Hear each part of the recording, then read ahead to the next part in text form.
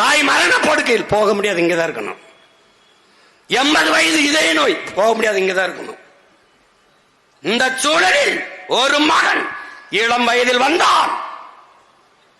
தன்மானம் இழந்து கைரேகை வைப்பதற்கு பதிலாக உன் கட்டை விரலை வெட்டி எறியலாம் என்று சொன்ன வார்த்தைக்காக பலாயிரக்கணக்கான வீர இளைஞர்கள் விரலை வெட்டி எறிந்தான். கிளர்ச்சி.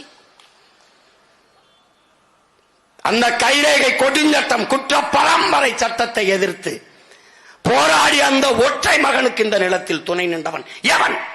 எங்கள் தாத்தன் ஜீவானந்தத்தை தவிர எவன் நின்றான்?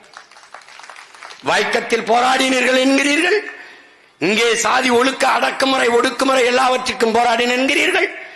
ஒரு தமிழ் பேரினத்தில் பெருங்குடியை அடக்கி ஒடுக்கி வெள்ளக்காரன் கைரேகை சட்டம் வச்சு சித்திரவதை செய்கிற போது அதற்கு ஆதரவாக நின்று போராடாதது ஏன்? ஐயா ஈவேரா அவர்கள் யாருக்கு பதில் சொல்லுவார்? யார் இதில் எவன் பெரியார்? எங்கள் தாத்தன் தெய்வ திருமகன் இறந்து போறார். இந்த நாட்டில் இருக்கிற எல்லா கட்சி கொடிகளும் அறக்கம்பத்தில் இறங்கி மரியாதைக்காக துயரத்தை வெளிப்படுத்த பறக்கிறது. அவர் இறந்ததற்கு அறக்கம்பத்தில் பறக்காத ஒரே கொடி திராவிட கழக கொடி. இப்ப அவன் பேரங்க நாங்க என்ன முடிவு பண்ணணும்? அந்த கொடி இந்த நாட்டில் எங்கேயும் பறக்க விடாம செய்யணும்.